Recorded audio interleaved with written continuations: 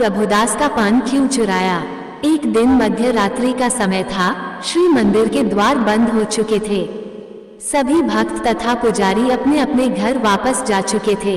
उस समय बलराम दास जगन्नाथ जी की महिमा का गुणगान करते हुए वहीं टहल रहे थे। अचानक बलराम दास ने एक आश्चर्यजनक दृश्य देखा।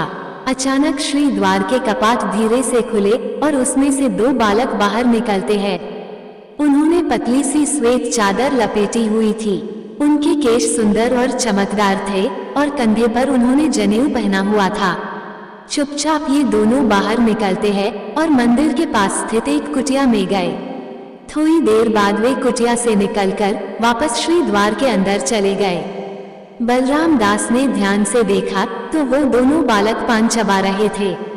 उनके होठ लाल थे। बलराम दास ने सोचा कि आखिर ये दोनों बालक कौन थे।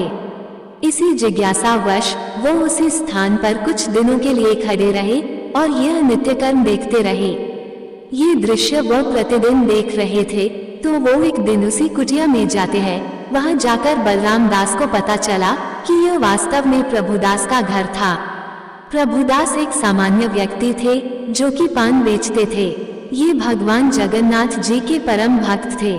ये अकेले ही रहते थे और पान बेचकर ये प्रतिदिन उतनी धनराशि इकट्ठा कर लेते थे जिससे उनका जीवन यापन हो सके और बाकी का समय वे भगवान जगन्नाथ जी के मंदिर में ही बिताते थे। कई बार जगन्नाथ जी को देखकर प्रभुदास भावावेश में आकर रोने लगते थे। प्रभुदास दिन में देखते थे कि भगवान जगन्नाथ को 8 बार विभिन्न प्रकार के 56 भोग अर्पित किए जाते हैं और फिर ये सोचते कि भगवान आपको भोग अर्पित करने के बाद पान और सुपारी भी अर्पित की जाए जिससे आपका भोजन संपूर्ण हो जाएगा।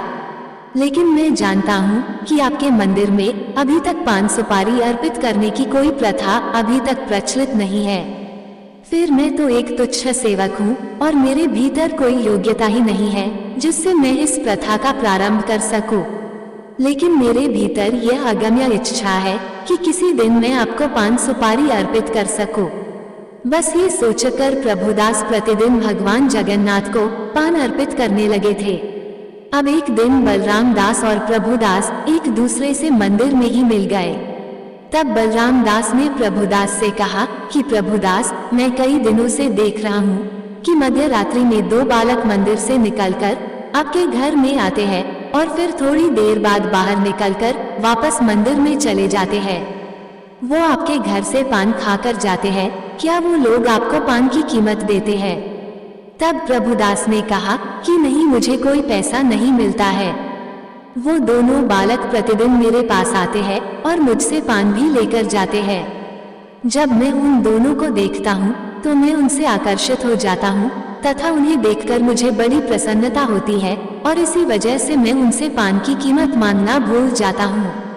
जब तक मैं उनसे पान की कीमत मांगूं, तब तक वो दोनों मेरी कुटिया से बाहर चले जाते हैं। अब आप ही बताइए कि इसमें मेरा क्या दोष है? प्रभुदास का उत्तर सुनकर बलराम दास कहते हैं कि अरे प्रभुदास, आप बड़े ही भोले हैं। आपको ये याद रखना चाहिए कि आप व्यापार कर रहे हैं। आप ऐसे कैसे बिना किसी से मूल्य लिए पान दे सकते हैं? यदि ऐसा ही चलता रहा तो आपका घर कैसे चलेगा? आज से आप एक काम करना, जब भी वे दोनों बालक आपके पास आए तो आप उनसे पान की कीमत मांगना। यदि वो आपको पान की कीमत न दे तो वे दोनों बंधक के रूप में अपनी अपनी चादर आपके पास छोड़कर चले जाए। तभी उन दोनों को पता चलेगा कि बिना मूल्य के कुछ नहीं मिलता।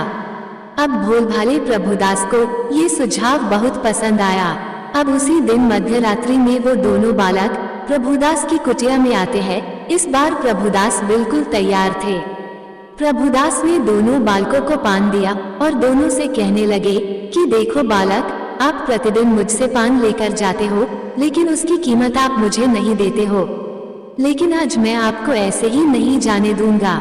आज आपको पान की कीमत देनी ही होगी। ये सुनकर दोनों बालक आश्चर्य में पड़ गए। उन्होंने प्रभुदास से कहा कि हम लोग आज कुछ भी लेकर नहीं आए हैं और फिर हम तो प्रतिदिन तुमसे पान लेकर जाते हैं। आज तक तो तुमने हमसे कोई कीमत नहीं मांगी, फिर हमें क्या पता था कि आज तुम हमसे पान की कीमत मांगोगे। इसलिए आज हमें क्षमा कर दो। कल हम जब आएंगे तो आज तक जितना भी पान हमने तुमसे लिया है उसकी पूरी कीमत हम कर चुका देंगे। इस बार प्रभुदास बिल्कुल निपुण व्यापारी की तरह बात कर रहे थे। अतः प्रभुदास ने कहा कि बिल्कुल नहीं, तुम दोनों को मैं क्या मूर्ख दिखाई दे रहा हूँ? ऐसे कैसे मैं तुम दोनों पर विश्वास कर लूं कि कल तुम दोनों आओगे? तुम दोनों बड़े युवा और स्वभाव से चंचल हो, क्या पता तुम दोनों कल से यहाँ पर आना ही बंद कर दो।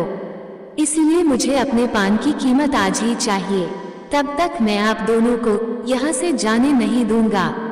दोनों बालकों ने कहा कि प्रभुदास समझने की कोशिश करो, हमारे पास इस समय कुछ भी नहीं है, हम पर विश्वास करो, हम कल आकर तुम्हारी पूरी कीमत चुका देंगे।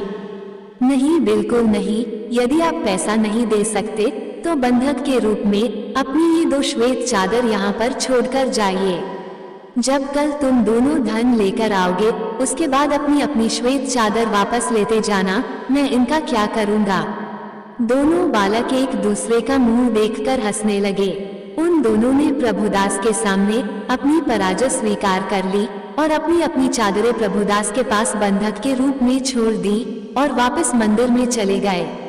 अब अगले दिन जब सेवकगण मंदिर के कपाट खोले तो देखा कि भगवान जगन्नाथ और बलदेव के सिर पर रखी सफेद चादर गायब थी। सेवकगण सोचने लगे कि ऐसा कैसे हो सकता है? यदि कोई चोर मंदिर में आया होता तो इतने कीमती आभूषण छोड़कर सिर्फ सफेद चादर ही क्यों चुराता? ये काम किसी चोर का नहीं हो सकता है। फिर ये चादर कहाँ चली गई?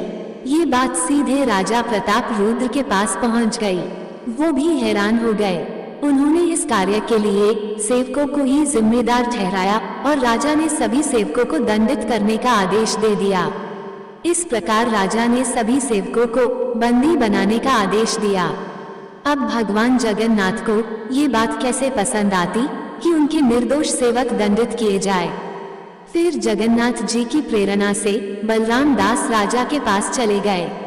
उन्होंने राजा को सारा वृतांत कह सुनाया जो कि अभी तक घटित हुआ था। इसीलिए भगवान जगन्नाथ अब पान खाना चाहते हैं, अतः अब आप 56 भोगों के साथ पान की भी व्यवस्था करिए। राजा रुद्र प्रताप ये बातें सुनकर बड़े आश्चर्यचकित हो गए। राजा रुद्र प्रताप प्रभुदास से मिलने के लिए उनकी कुटिया में गए। जब प्रभुदास को पता चला कि स्वयं बलराम और भगवान जगन्नाथ उनके पास पान लेने के लिए आते थे तो वो भावावेश में आ गए और हर्षित होकर वो दोनों चादर वे लेकर आए जो कि उन्होंने बंधक के रूप में रखी थी। राजा रुद्र प्रताप उन चादरों को देखकर पहचान गए। उसी दिन से राजा रुद्र प्रताप ने ये घोषणा करवा दी कि भगवान जगन्नाथ को भोजन के साथ प्रतिदिन पान भी अर्पित किया जाए। तब से लेकर आज तक भगवान जगन्नाथ को पान अर्पित किया जाता है। दोस्तों, अब आपको पता चल गया होगा कि भगवान जगन्नाथ अपने भक्तों की प्रसन्नता के लिए कुछ भी कर सकते हैं। दोस्तों, आपको ये कहानी कैसी लगी कृपया कमेंट करके जरूर बताएं। वीडियो पसंद आया हो तो लाइक करें और ऐसी ही और भी बहुत सारी कहानियों, कथाओं एवं जानकारियों को सुनने के लिए चैनल को सब्सक्राइब जरूर करें।